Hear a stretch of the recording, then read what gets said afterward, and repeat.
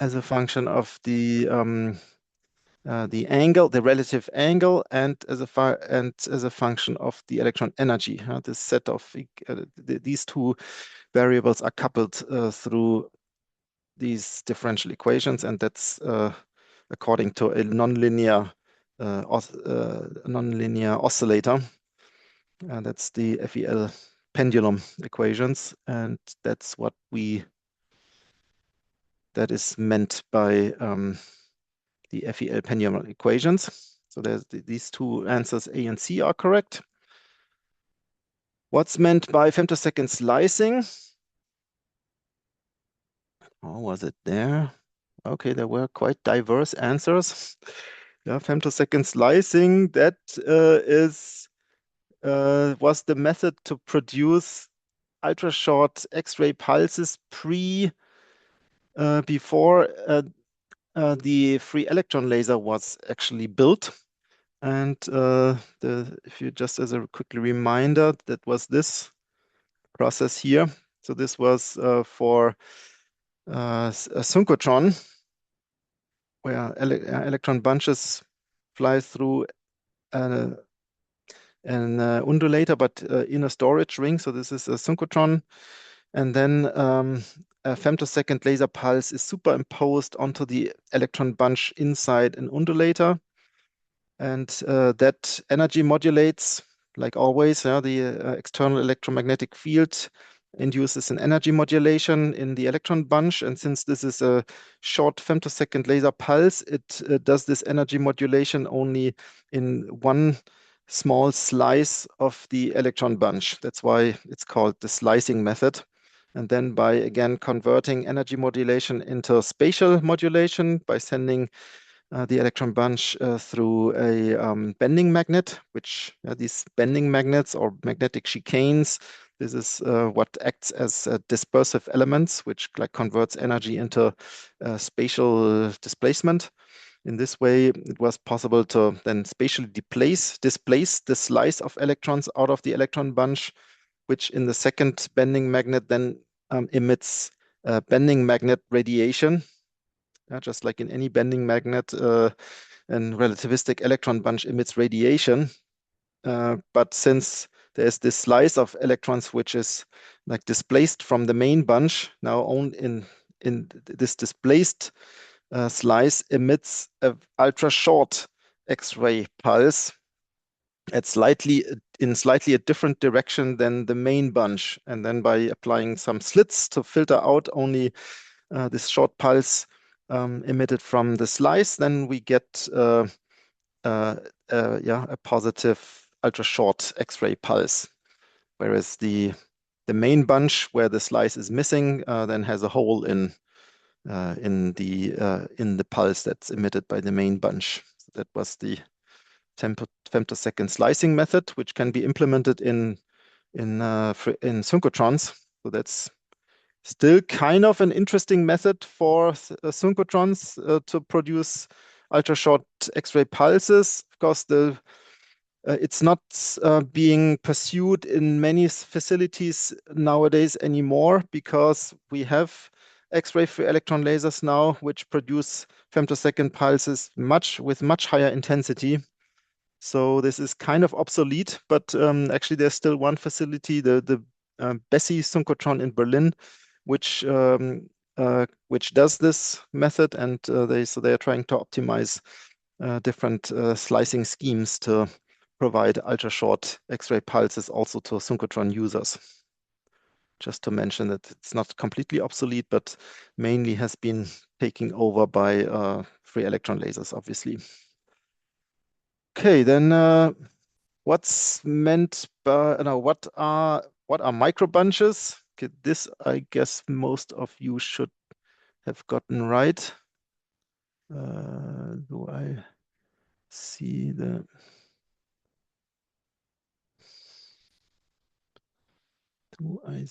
answers sheet somewhere again? I don't see the answers anymore. Anyway, sorry.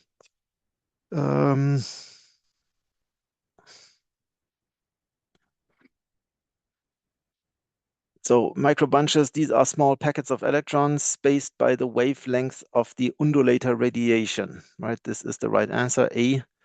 This is the modulation, the density modulation induced by the strong interaction of the undulator radiation with the electron bunch themselves, which induce the undulator radiation in the first place, but that's this back coupling of electrons with the radiation they emit themselves, which then induces the energy modulation, which as the electrons propagate along the undulator leads to this rearrangement of the electrons moving to these fixed points in phase space. And that's what determines the position of these microbunches. And then all electrons emit coherently. And this gives the laser-like coherent emission of radiation in the SARSA mode. What does SARSA stand for? Okay, this I think everyone got right. Self-amplified spontaneous emission. Which types of FELs have optical resonators? Yeah, I mean, we introduced free electron lasers by basically see by looking at which type of undulator radiation or undulator setups can actually be built just like a laser, and that's infrared and terahertz free electron lasers, because here we can easily build an optical cavity around the undulator and then have the undulator act like a gain medium in a usual laser, which is placed inside an optical resonator. So that works for infrared and terahertz easily. In the last lecture, on the very last slides, I showed a very new scheme where an optical resonator was actually realized even for an X-ray free electron laser for the European XFEL. But this is really the very first demonstration, and it's quite a complicated. Was a ring resonator made up out of not regular mirrors, but diamond single crystal diffraction mirrors. So exploiting Bragg diffraction for basically closing the cycle or for closing the resonator for the X-rays. So this is really the very first demonstration, not even published yet. There's only a preprint. So otherwise, it's very hard to, or it's basically impossible to build optical resonators in the extreme ultraviolet and X-ray range. But for infrared and terahertz, this is definitely possible, and there are facilities around in Germany, in Netherlands, and probably in other places. So which parameters are needed for FEL activity? Many parameters. You really need to optimize in particular the electron acceleration and electron focusing and the undulator setup. We need in particular very high electron density to achieve this positive feedback, this self-amplification of the electrons emitting undulator radiation, which then back couples onto the electron beam. It only works for high density electrons, which emit enough photons so that the back coupling is efficient. Needs low emittance, meaning that the electron beam has a very small divergence angle, so it's tightly confined in the accelerator structure. Also to just guide the electrons at high density along the accelerator and through the undulator over very long distances, because we need long undulators for this SARSA process to actually start. Because SARSA starts out of the noise, so we first have to give the electrons the chance to start emitting spontaneously some photons, which then eventually back couple to the electrons, and we have this exponential build-up of the gain and of the amplification, and that takes quite some distance to happen. So that's why we need long undulators, and the electron beam needs to stay well focused on the beam axis over this long distance. Okay, which facility was the first to realize SASE? This was the Flash FEL in Hamburg, and which, yeah, funnily was actually based on an accelerator, a linear accelerator, which originally was built for particle physics, like collision experiments, but then was converted into a free electron laser.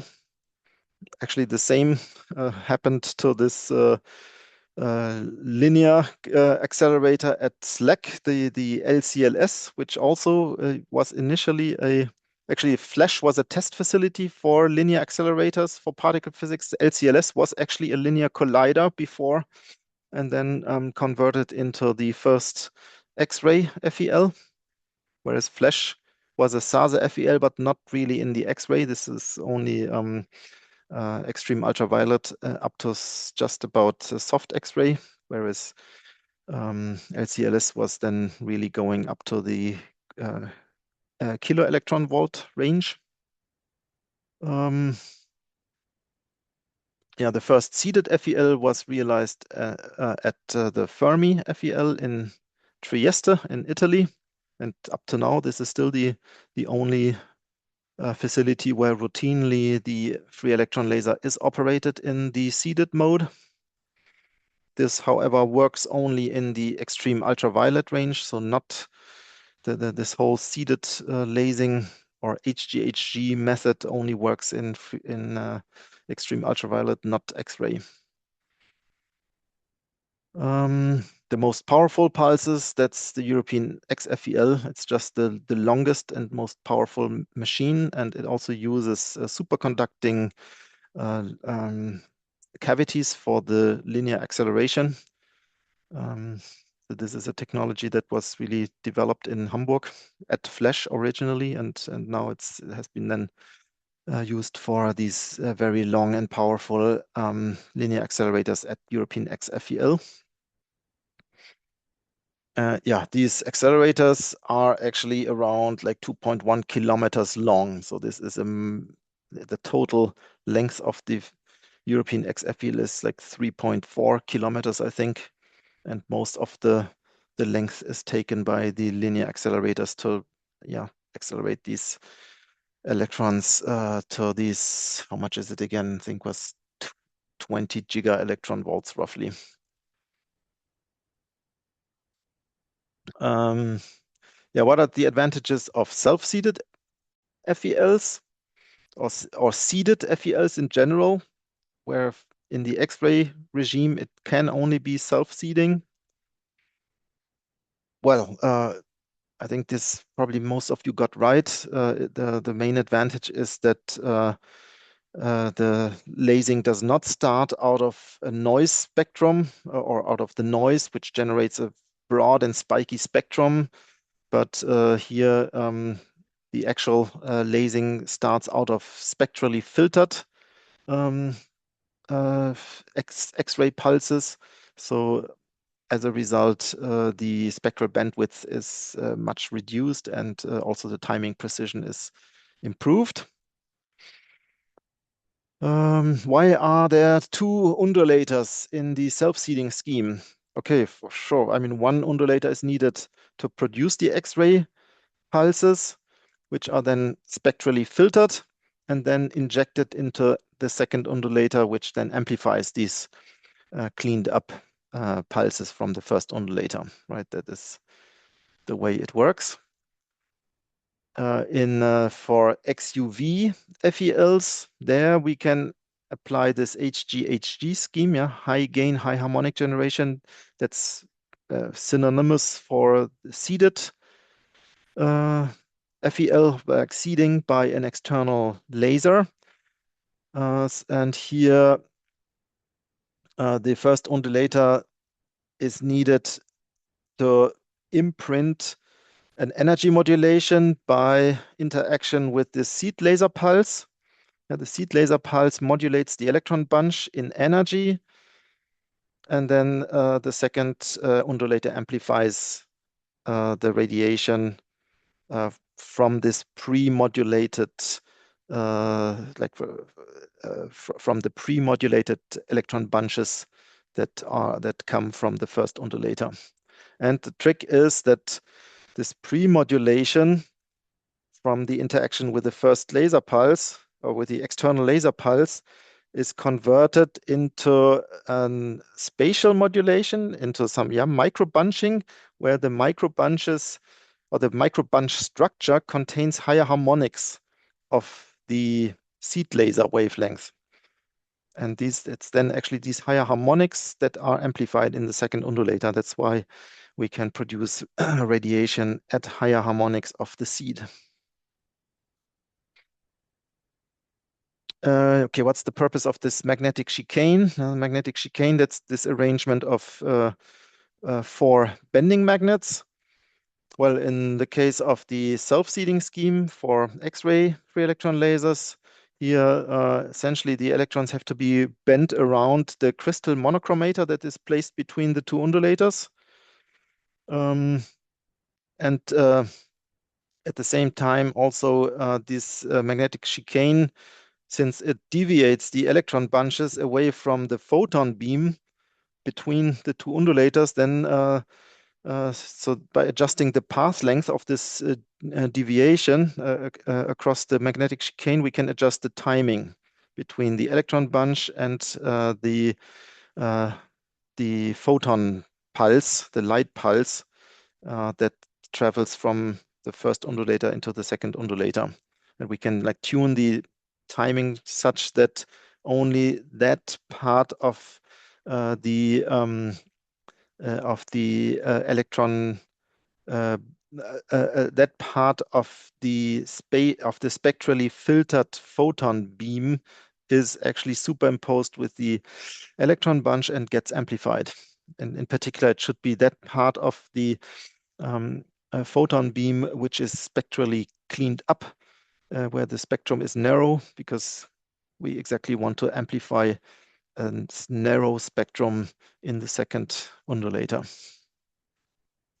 What's the purpose of the magnetic chicane in the HGHG scheme? Here, it's not so much about deviating spatially and adjusting the timing, but here it's about converting the energy modulation that takes place in the first undulator by interaction of the electron bunches with the seed laser pulse into a density modulation, into the micro bunching of the electrons, which then get amplified in the second undulator. So there, the magnetic chicane mostly acts as a dispersive element to do this conversion from energy modulation to density modulation into micro bunches. Okay, so thanks for taking part in this little quiz. Are there any questions? Anything that we should quickly discuss once more? Or are you all happy with these answers and explanations?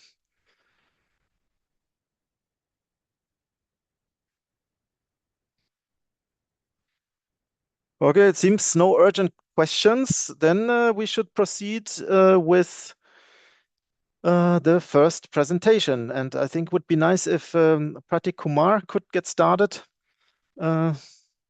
with his presentation about an experiment where X-ray free electron lasers were used were used for an experiment to image the structure of molecules using a method that is called Coulomb explosion imaging. And the second presentation will then basically build up on this. So, Pratik Kumar, are you ready? Yes, sir. Then the stage is yours. Okay, sir. I will share my screen.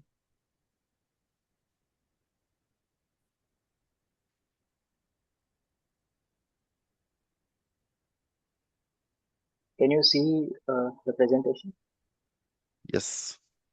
Okay. So, yes, Uh, so, hello everyone. My name is Pratik Kumar Thakkar.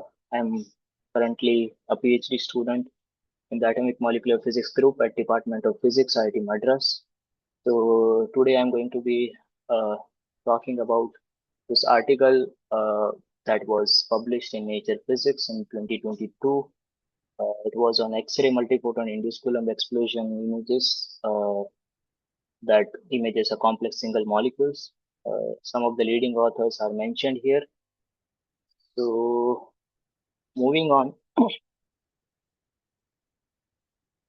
So what was the background and motivation for this kind of study that they have published? So the problem start with structure determination of any kind of molecule, protein, or any substance. So usual techniques that are available in material science, people use X-ray diffraction, electron diffraction uh, to study and to know the positions of individual atoms inside the bulk or crystal. So some disadvantage this techniques present is they require a dense or a crystal target. So to say, atoms or the entities ordered uh, must be ordered in a special fashion. And one more disadvantage that it presents with is that for lighter atoms, it is having an inefficient mapping because of low scattering cross section that lighter atom interacts with inelastic collision with the X-ray photons. So now, how do we determine the structure of a gas phase molecules which are having a low target densities? Also, they present low scattering cross section, and also they are randomly oriented.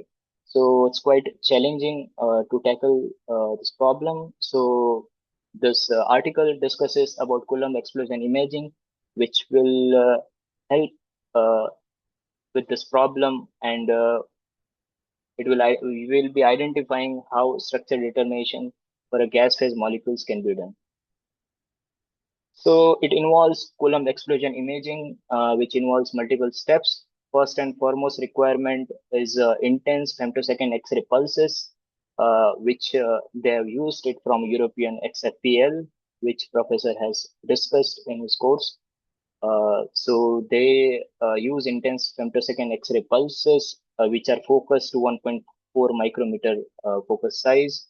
The energy is 2 keV per pulse. Energy they've used is zero point 0.8 millijoule, and put pulse frequency was something around 570 hertz, which is necessary in statistically good data that is needed for coincidence imaging. So what this intense femtosecond X-ray pulses does is that it creates a high charge state on a molecule, typically removing many electrons within a few femtoseconds. Now, this is the most important step in Coulomb explosion imaging, as it will rapidly charge up all the atoms due to Auger cascade, which happens in this case as a result of inertial ionization of iodine atom, which is there in 2-iodopyridine. We'll see how the structure looks. So what happens is that when you have a very deep inertial ionization of an atom, outer shell electron will try to fill that vacancy, and this will lead to Auger cascade outer shell electrons filling inner shell vacancies, and this will lead to loss of multiple slow electrons, and it will create uh, multiple charge on the molecule. Now, this multiple charge will get distributed uniformly in a molecule depending upon the structure and kind of entities present. And because charge is now distributed within few femtoseconds, all the atoms will experience Coulomb repulsion and they'll explode, so to say Coulomb explosion. And this leaves no time for any rotation or any intermediate to form, because typically all the molecular processes like rotation or transformation takes few femtoseconds. So that is the thing. And then all this charged atoms that are formed will be imaged using cold target Ricoline momentum spectroscopy, or you can say reaction microscope. That is, they've used at small quantum systems at European XFEL, and this will lead to reconstruction of initial 3D geometry of the molecule. Now, how that is done, we'll see the further slides. So the first and foremost step that was involved was generating high and intense short X-ray pulses. So let me just refresh your memory. We already had masterclass on this from Professor Marcel. So initially you have, let me just,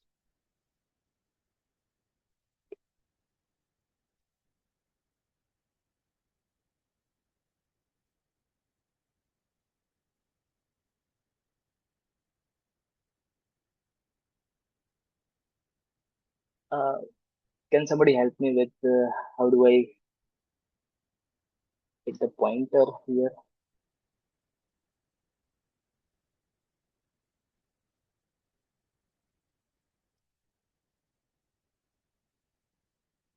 Sir, could you help me? How can I get a pointer here for my slides? Yeah, we can see Yeah. your pointer. Yeah, Oh, you can see. yeah. Okay, okay, fine. So you have this low energy electrons that are produced with a picosecond laser on a target, and then they are accelerated using a linear accelerator, and they are then you have a bunch compressor, which Professor talked about, that can be used uh, to uh, bunch the electrons that are produced, and then you again have a linear accelerator, which is quite long, 1 to 2 kilometers, that can uh, give electrons energy up to a few giga electron volts. And then you have a undulator, which consists of a magnetic field of alternating directions, which will make electrons go in zigzag fashion, and which will, according to electrodynamics, produce radiation, here in this case X-rays. And one of the most important step involved here is SASE, self amplification due to spontaneous emission. So as electrons and X-rays move in the forward direction, they interact with each other. Some are accelerated, some are de-accelerated. So micro bunching happens here, and then you have short and energetic X-ray pulses that are produced. And here, this is just a general design. We'll look at how European XFEL looks. So the slides, some of the slides I've taken from the course that Professor Marcel is teaching. So this is the European XFEL. Some of the questions, some answer to some of questions, some of the questions that were presented just a few moments ago is here. Superconducting linear accelerator is having a length of 1.7 kilometers, so roughly around 2 kilometers.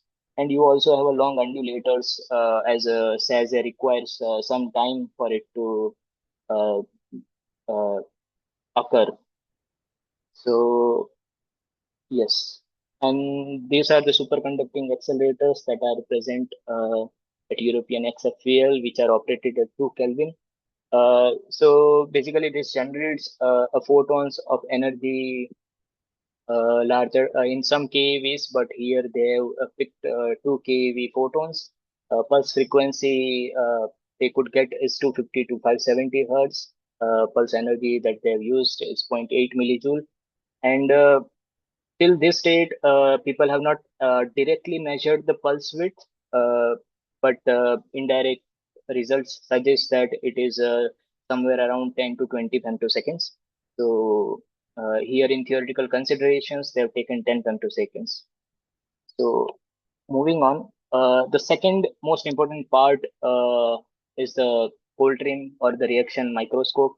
So how this works is that you have a supersonic expansion of the gas jet that is your target, and projectile beam here in this case is X-rays. They are orthogonally uh, they interact at a perpendicular angle, and then electrons from the uh, process are collected towards the electron detector. Because of the electric field, negative charged electrons will go in one direction, positively charged ions will go in one direction.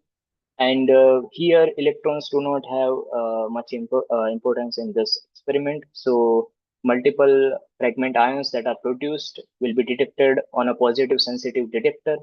So I could not find the actual experimental setup that they've used. I tried to look it up, but I could not. So I have presented this general setup.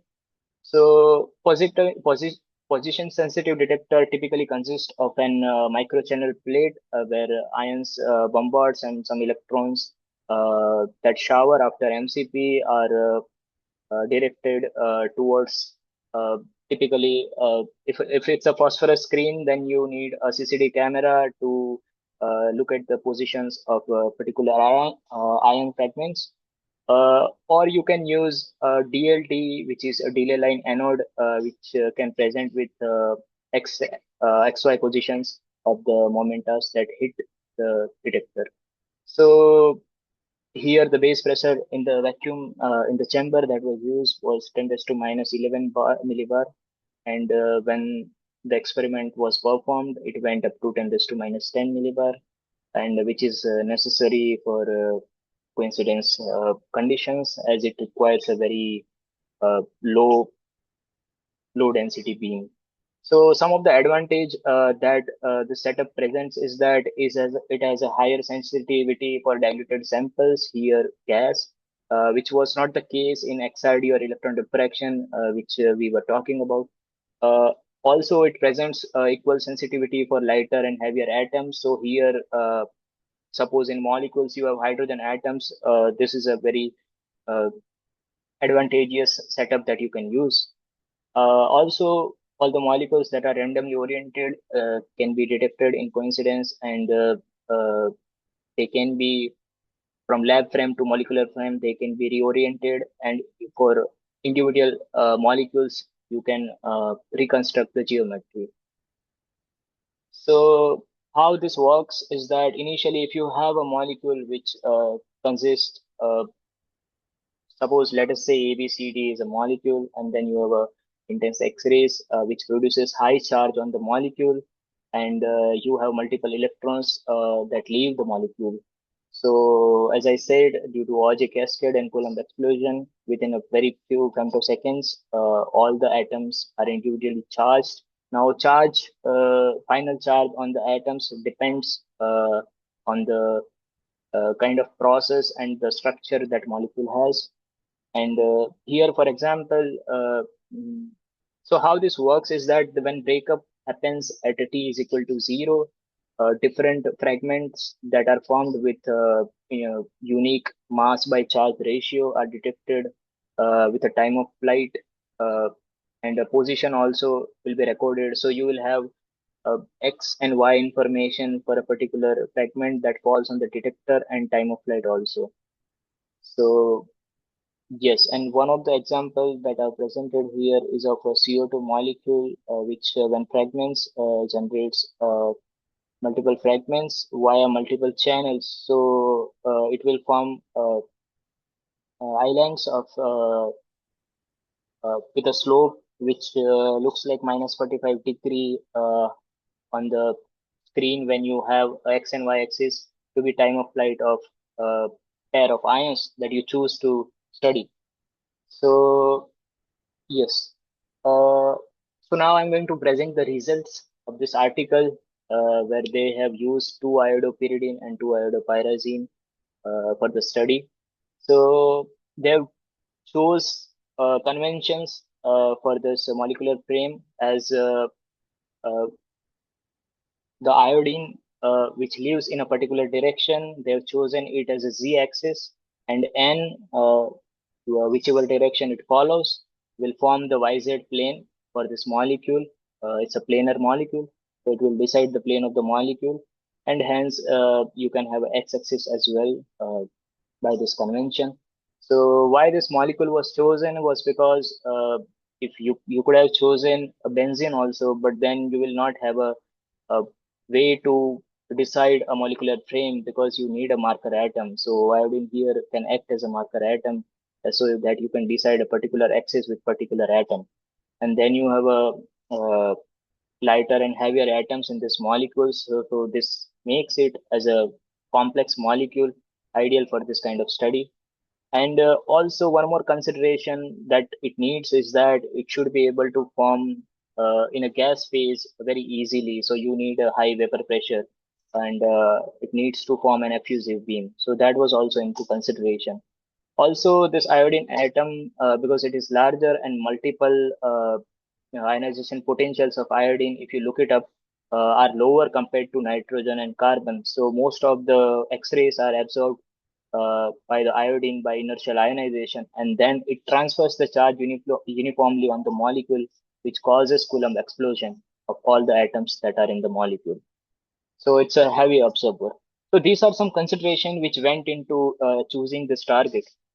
Now we shall discuss about how Newton plots, basically the momentum plots for this molecule was generated after Coulomb explosion happened. So here you can see A is 2-iodopyridine and F is 2-iodopyrazine. So the figure B and figure G represents a molecular breakup where in coincidence they only detected iodine plus, nitrogen plus, and one of the hydrogen atom that is present in the molecule. You did not detect. So this is the beauty of this experiment. So to know the structure or the geometry of the molecule, they have not chosen to decide all the atoms at once in a coincidence. You can do partial coincidence and still be able to regenerate the geometry. So here for figure B and figure G, you can see that they chose to look at in coincidence the nitrogen, hydrogen, and iodine cation in coincidence, and it looks something like this. So this shows that how when initially the fragments got some momentum, how it might have looked.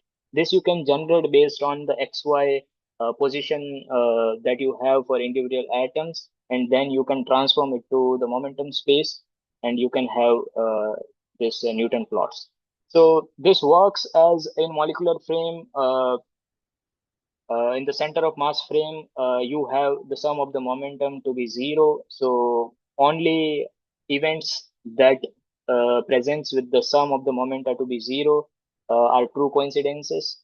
So that can be plotted, and that can be seen in the Newton plot like this. So one very interesting thing about this experiment and this study was that theoretical calculations shows almost similar data that they get in experiment, which is a very nice thing, since these are just a classical calculation. They do not involve any molecular details like a bond or molecular orbital details. They have not put anything. They've just put plus charge on individual atoms at the time of explosion, and they've just looked at the trajectories of the atoms that they follow after the Coulomb explosion.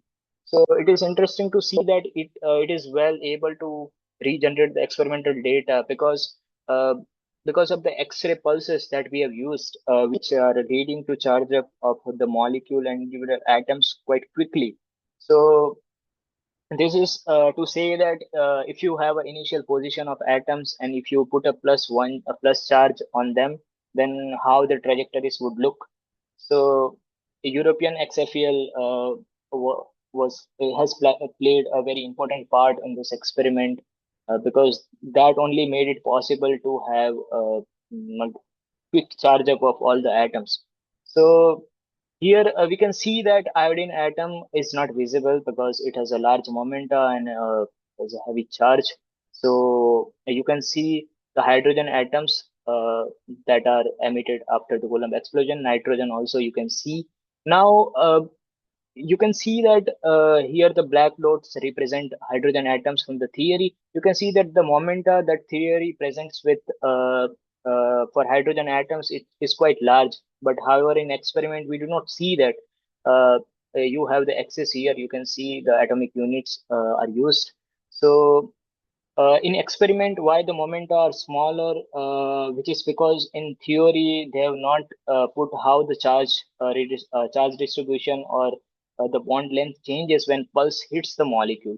So this shows that in experiment, when X-ray pulse hits the molecule, the hydrogen and carbon bond starts to elongate as soon as the pulse arrives, and before the breakup happens they have elongated, and hence they get less repulsion, and you have a lesser momenta. But in theory, it's you have presented with a quick charge up, so that's why they have larger momenta. And this figure D and figure I shows iodine, nitrogen, and carbon detected in coincidence. Here they have not chosen hydrogen. So you only need one of the carbon to be detected along with the nitrogen and iodine, and it can form when you transform it to momentum space. It can show up as something like this. Here also you can see that hydrogen atoms have quite larger momenta. So here, interesting thing to see is that the carbon atoms are quite overlapping with each other. The boundaries are not clear, which is again difficult to do in coincidence experiment as they have a similar mass and charge.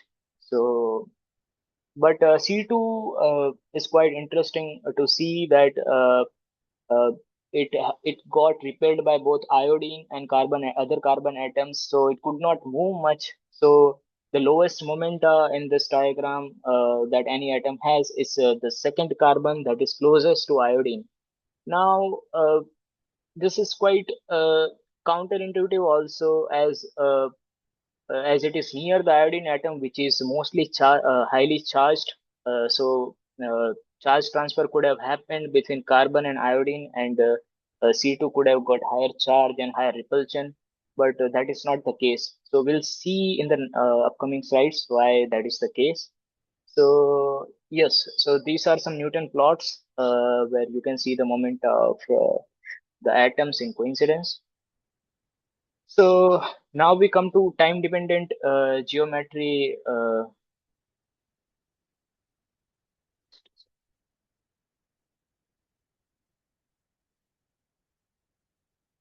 Yes. So here we can see time dependent geometry and charge evolution of the molecules that they've used, and which was created from X-ray molecular dynamics theoretical tool that is developed by people, and one of the person who helped in development of X-ray molecular dynamic tool was one of my senior who used to be here in this lab, Saurav Banerjee. Also, he is one of the author in the article that Rajni is going to present. So yeah, so here you can see how the trajectory for individual atom looks when the Coulomb explosion occurs. And this is a theoretical calculation aided with the experimental data that they got in the experiment. So from 0 to 10 femtosecond to as the time goes by, how the evolution for the trajectories look. So you can see that initially the carbon atom that was closest to iodine starts to move towards the iodine, but at 50 femtosecond you can see that it is again it is traveling in the opposite direction because of the repulsion by heavy iodine atom, and you can see this visually by this video.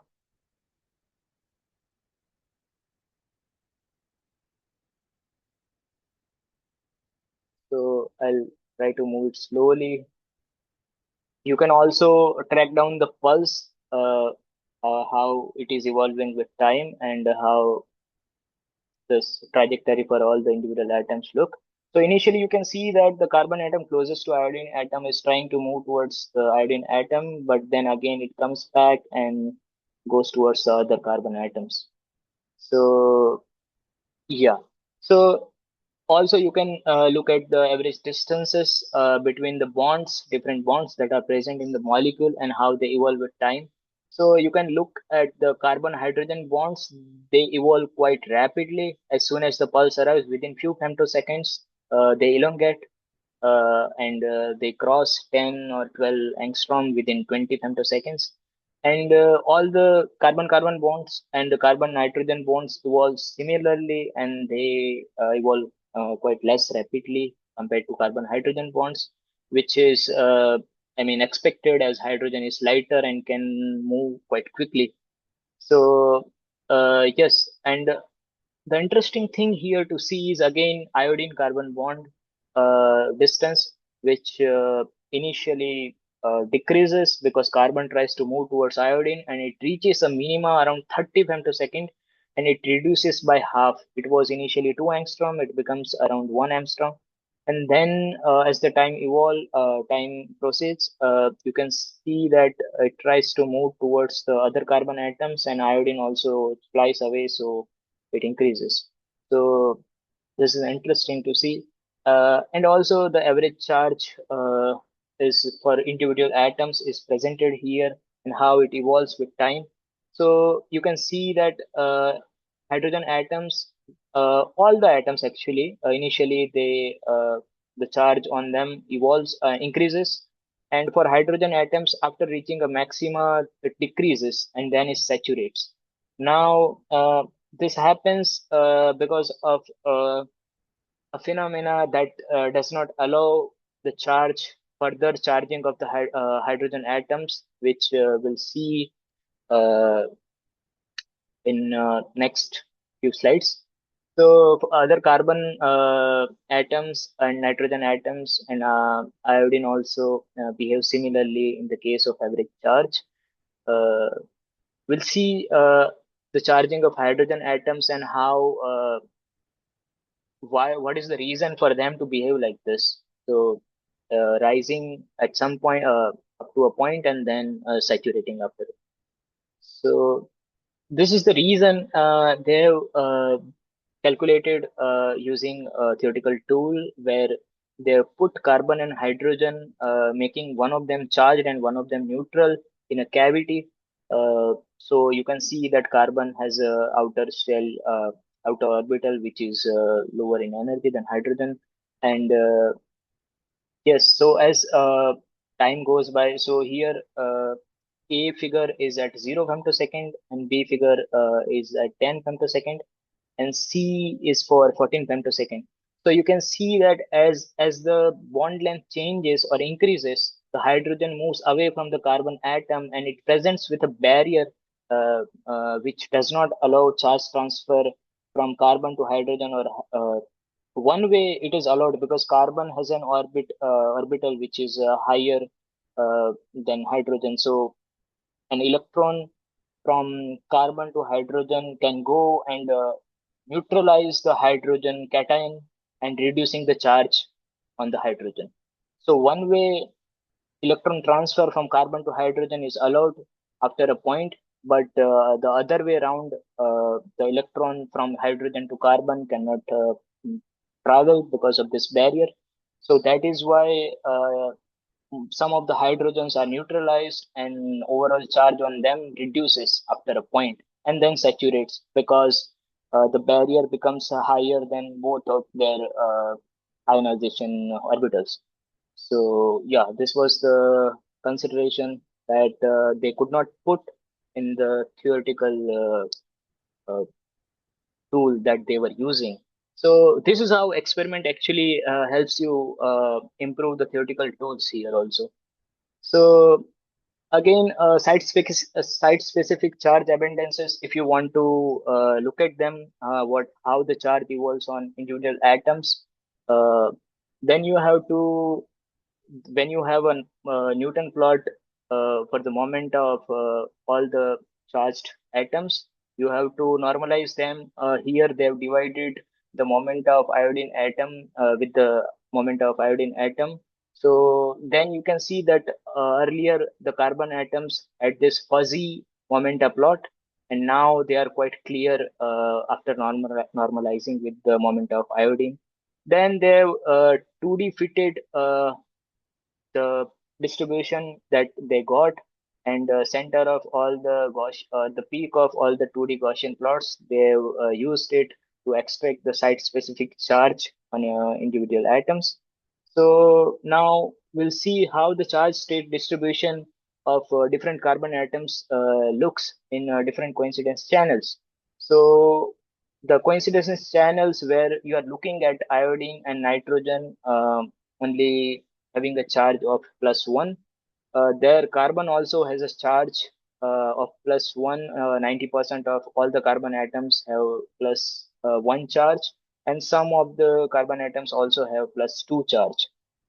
When you look at coincidence channels where you are looking at iodine atom having +4 charge and nitrogen is having +2 charge, which is the panel B, there you can see how C2, C3, C4, C5, C6, all the carbon atoms are having relative abundances of the charge.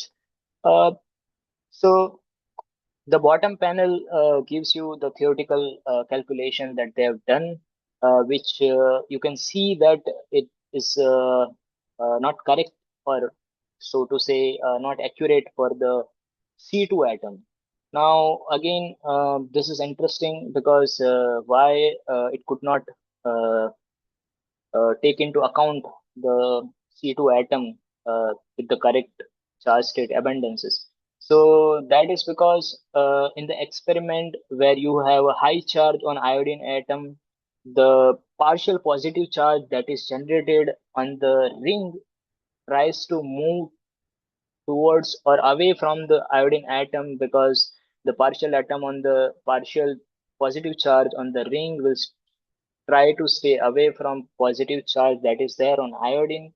So now this pushes some of the electrons on the ring towards the C2 atom. So the positive charge on C2 atom lowers. So you can see that triply charged C2 atom abundance is lower compared to C3, C4, C5, C6. But +1 charge on C2 atom is more compared to all other carbon atoms. This is the case when you have highly charged iodine and nitrogen atoms, when you are looking at those coincidence channels. So again, that is the case when you look at the iodine with a 6+ charge and nitrogen with 2+ charge. So this theory could not take into account because, I mean, these are the data that theoretical tools need from the experiment to improve the quality of the theoretical calculation. So yes, and these are some Newton plots for higher charge coincidence that we were talking about. So as you go higher and higher, as you try to take into account the multi-ion coincidences, uh, the statistical data worsens because there are very few events where you can record 8 particle coincidences. So this article, again, as I said, partial coincidences are good enough to regenerate the geometry of the molecule. Uh, so this is quite an interesting work, and XFEL has played a major role in this. So you can see that as the number of particle in coincidence increases, statistical data is not that good. So yes, and these are some statistics for average number and atom-specific photoionization events that they have calculated using X-ray molecular dynamics. So they calculated something around 15,000 trajectories, and these are the abundances of the photoionization that occurs in the molecule. So you can see that most of the photons are taken up by iodine, which I said that it's a heavy absorber in this case. So also when you look at the trajectories where you just look at iodine and nitrogen to be positively charged, unit positively charged, there also 90% of the photoionization occurs in iodine only. And when you look at the multiple ionization of iodine and nitrogen atom, there also most, uh, I mean, that abundance is even greater for iodine atom. So yeah. So what are some conclusions? Some broad conclusions from the study. So they have used Coulomb explosion imaging and X-ray free electron lasers, which played an important part to study and carry out the geometry reconstruction of such a complex molecule which has like 5 hydrogens, 5 carbons, 4 carbons, 1 nitrogen, and iodine. So Uh, and there are very less studies on this kind of complex molecule, which reconstruction studies for complex molecules. There are studies which involve three, four atoms, but such a large molecule is not mentioned in the literature. So yeah, and before any intramolecular rearrangement or electron rearrangement happens, this X-ray pulses, which are so intense, are able to charge up all the atoms, and thus we are able to get the reconstruction of geometry. So this is a good demonstration of femtosecond XFEL, which can produce high charge on the molecule within few femtoseconds. So that was also one of the goals that they achieved. So even shorter pulse duration and high repetition rates, if they are available, or if in future we are able to get from XFELs, then even higher multifold ion coincidences can be imaged. And in addition to this kind of studies, if you have pump probe experiments, which is not possible in current European XFEL facility, because the electron bunches that are produced and the X-ray pulses that are generated do not provide that facility to do pump probe experiments. Now, if you have different colors, you can have different color X-rays that you can use for site and molecule specific ionization also. That could also provide us with some novelty in this kind of research.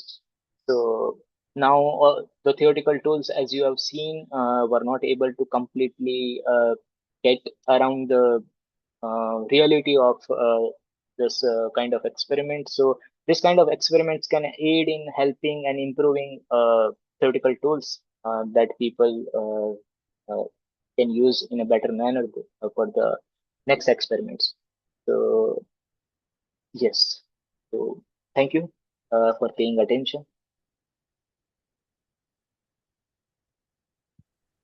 Yeah, great. Thanks for this very detailed and very complete discussion of this first first XFEL Coulomb explosion experiment.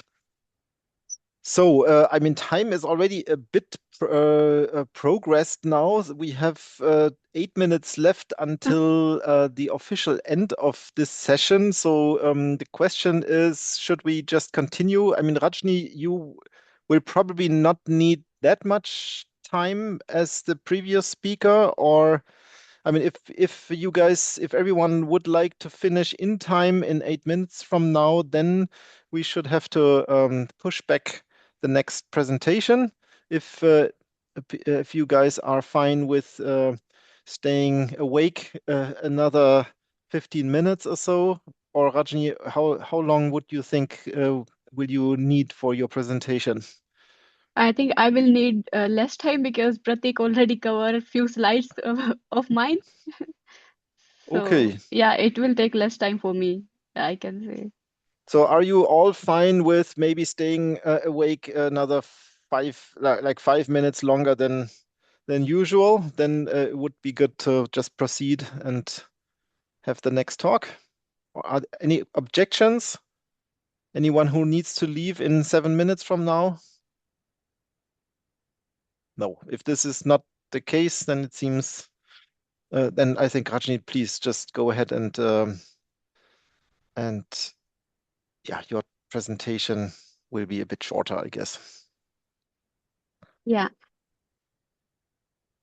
So I just share my screen. Can you see my screen now? Yes, but Yeah. not yet in the presentation mode. Mm, Yeah. yeah. Yes. Can we see? It's maybe you should. It's not the right screen. We see the screen that shows two slides. Oh,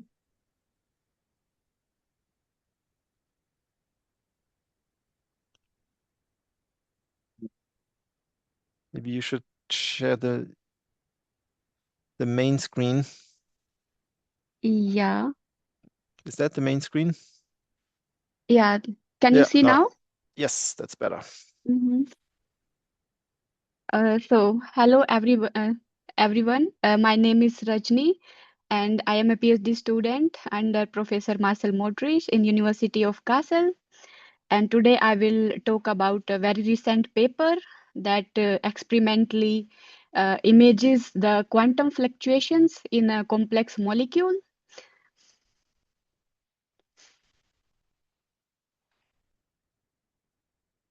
Oh, so it's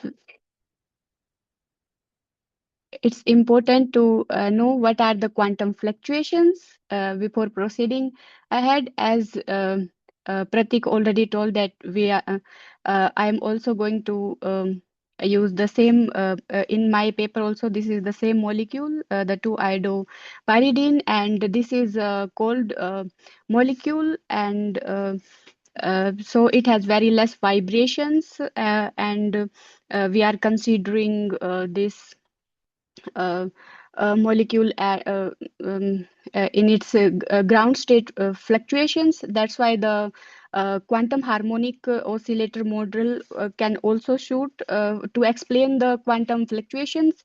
Although we also know that the binding potential of molecule is not actually harmonic potential, but it's the unharmonic unharmonic potential, which is here, like you can see in this figure. And but as here in our case, as molecule is the cold one, so we can um, go ahead with the harmonic approximation as well. And harmonic potential approximation is just around the equilibrium position. We can see from this quantum harmonic oscillator that in ground state the wave function is a Gaussian is a Gaussian function, and which is symmetric about this equilibrium position, right? If we look at the expectation values, that is the average value, then we can see that it would be zero, and we can assume that molecule maybe does not vibrate. While if we look at uh, look at this width of this Gaussian function, and or that is the standard deviation, like this width represents the quantum fluctuation. Like if we take any measurement, any single measurement, at any time t is equal to 0, then at specific moment we will have the position and momenta in the ground states. So this is about the quantum fluctuations, and this second figure basically represents the classical vibrations. Like these are the classical mechanics vibrations for a simple diatomic molecule, and this is how the molecular uh, mechanic quantum mechanical vibrations we can see by these uh, quantum fluctuations. But as we have a polyatomic molecule in our experiment, so it does has many mode, because we have many atoms, so many modes, and this is just case of single vibration mode, right? So if I talk about many modes, then these are many uh, vibrational modes. These are basically the classical motion of the normal modes of any molecule. Like we can see normal mode is just a pattern of vibrations. Like we can see that here the bonds are symmetric. There is a symmetrical stretching in this molecule, and these are different kind of normal modes, like as asymmetric stretching, and likewise we have multiple modes, and it totally depend upon number of molecules.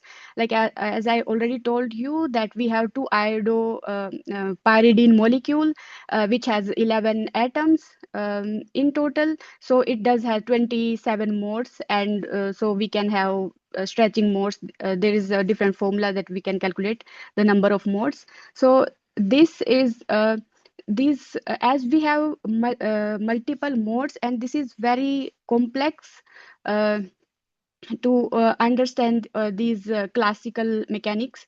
So if we go from this picture of classical mechanics into the quantum fluctuations, as I already told in the diatomic molecule. But if we go for this polyatomic molecule from this classical vibration mode to the quantum vibrations, then the question arises: does the quantum fluctuations for every molecule, is it correlated or it's uncorrelated according to these normal modes? So this paper will going to answer this question at the end of the presentation. So basically, then we can ask, okay, then how do we measure these correlations, right? Uh,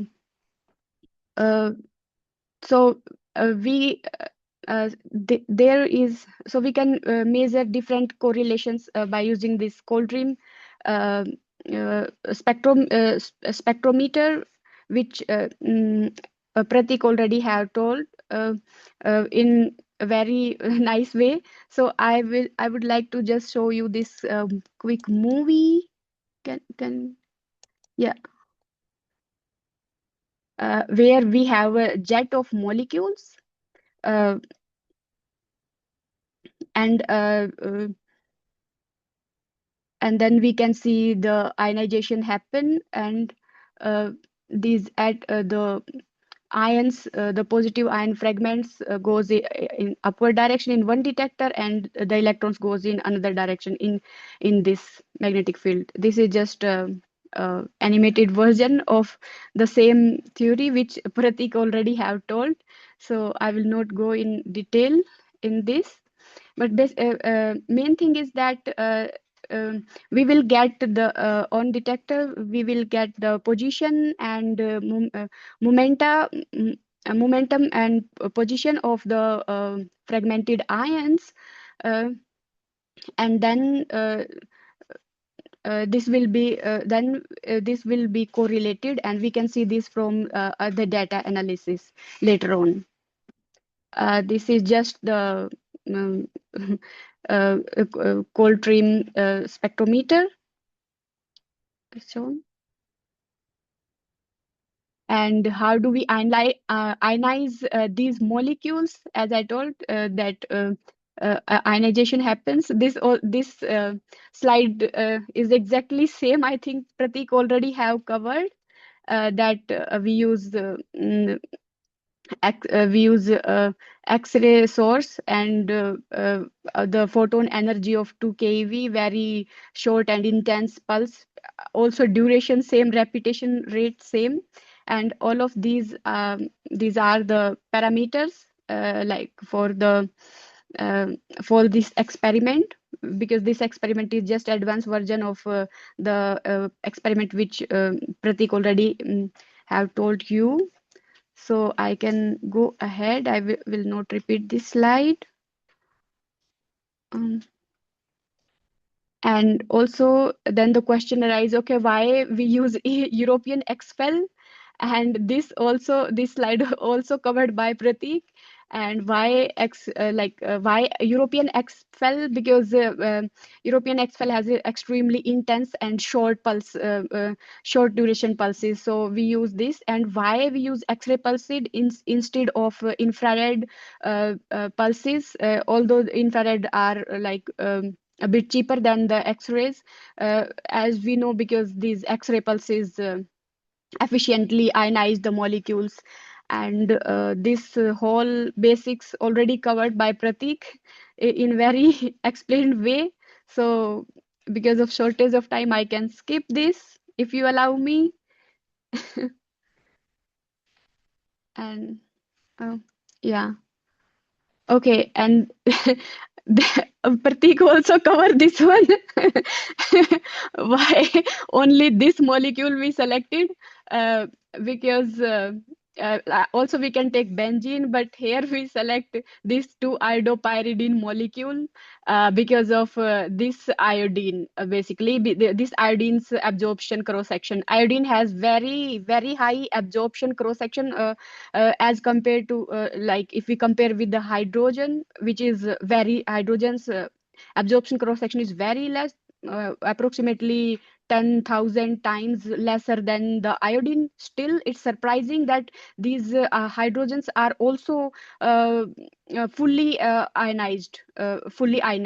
And so why these very low absorption cross-sectional area elements, fragments, uh, uh, uh, mm, ionized fully. The iodine's high charge and high absorption cross section is the reason behind that, and then that iodine's charge redistributed across the molecule, and the same phenomenon happen which Pratik told us. And this is the main result. This would be the main slide for me, I think. So uh, we have these different panels of momenta for this molecule. The panel A and C, these are the in plane momenta of carbon fragmented ions and hydrogen fragmented ions momentas, and the fragment B and D, these are out of plane momentas for uh, m- momenta representation for carbon and hydrogen ions. And this panel G and H, they will they tell about the correlations, that how they correlated when the molecule is out of phase. So basically, if we look at the molecule here, then we can see that uh, this theta angle is not equals to 0. It shows that fragments would be emitted out of plane in starting at the initial stage, and then if we look at data plot here in this phi in this theta phi diagram, then we can see that there is this fluctuations of this position and momenta of different carbon ions. So these are the momenta after Coulomb explosion. So as before Coulomb explosion, the molecule was out of plane, and then after Coulomb explosion also it shows that it's out of plane, right? We can see the theta values from here. We have 90 degree and it's not 90 degree. Then these elongated red uh, pattern shows for one carbon fragment, that is we can say this C3, this one, and then C4, C5, and then C6. These are all 5 carbon fragments momentas representation here. So here we just understand, okay, if plane is out of if molecule is out of plane initially, and then after explosion it will also come out of plane. But how does it correlated? This will this is here in this G panel, that how this out of plane momenta correlated. uh, so if we look at this hydro if we pick data where this hydrogen 3. It was hydrogen 3. Anyways, its proton flies upward. And then if we look at the momenta and phi and theta angles for these same carbon C3, C4, C5, C6, like here, it's carbon C3, C4, C5, and C6. C6 is like around 240. So the last one, like this is C6. So if we look at these data plots, then we can see that this momenta for this carbon 3 fragment is moving upward, while if we look at the last one, then it's moving downward. So if we look at the hydrogen flies upwards, then one of the fragmented carbon atom flies upward, while the second one flies downward. So it shows that they are correlated to the carbon atoms, the fragmented carbon ions momenta correlated to this hydrogen momenta, hydrogen ion momenta. And likewise, we can see in this image, if we see this, like these are just a kind of cut on data for hydrogen atom. So if we see at this bottommost uh, data for hydrogen, then if we look at this pattern, then for this C3 carbon, like this is a kind of the same C3, C4, C5, C6, this is the C3 carbon. This momenta uh, this momenta flies downwards, right? And this moves upward, this moves downward. And likewise, if we look at this last one, this is C3, sorry, C6, around this 24, this moves upwards. So this totally shows the correlation when correlation between two different atoms momenta. So these are just the key results which I think I explained. And yeah, this H is shows the correlation even more clearly, that when this movement of this hydrogen goes increasing, then for this fragmented carbon ion uh, momenta will goes down. And we have already seen this here, that mm, no, it's not momenta, it's angle phi. Yes, its angle phi goes down as we increase the momentum value, as we increase the momentum. uh, so yeah, it's the same here, and it's exactly opposite for C6, as we have already seen here. So this is just a clear representation of these whole correlations.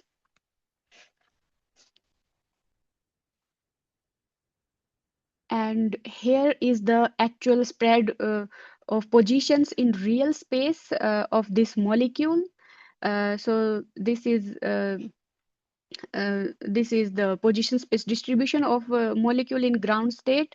In this figure A, this is the view of molecular plane, and this is perpendicular view. So main thing is that this spreaded yellow pattern is for hydrogen, right? Because this is the outermost atom. So this position is for hydrogen, and this is spreading more. So it shows that this is because of light mass of hydrogen. As hydrogen has light mass, and also depends upon the spring constant or the bond angles. So that's why this shows more spread. The light atoms shows more spread, and the heaviest atom in molecule is iodine, and we can see the minimum spread for this hydrogen, for this iodine atom. Yeah, so this is the conclusion slide. In conclusion, this paper already answered the question which I asked in the starting, that the quantum fluctuations in molecules are correlated, collective and also correlated. And also this is the first direct snapshot of 0 point vibrations in a quantum molecule. And yeah, it opens door to real-time quantum molecular imaging, and this is the main finding. And thank you very much for your attention. Yeah, thanks, Rajni. And I mean, thanks again also to Pratik Kumar. Sorry, I didn't ask for questions, but because time is already advanced. But maybe if there is some urgent questions to Pratik Kumar's or Rajni's presentations, then please ask now. Otherwise, we will reconvene on Monday and could have more discussions on Monday as well. Any questions now to the Coulomb explosion method, to determining structure of polyatomic molecules, including 0-point fluctuations?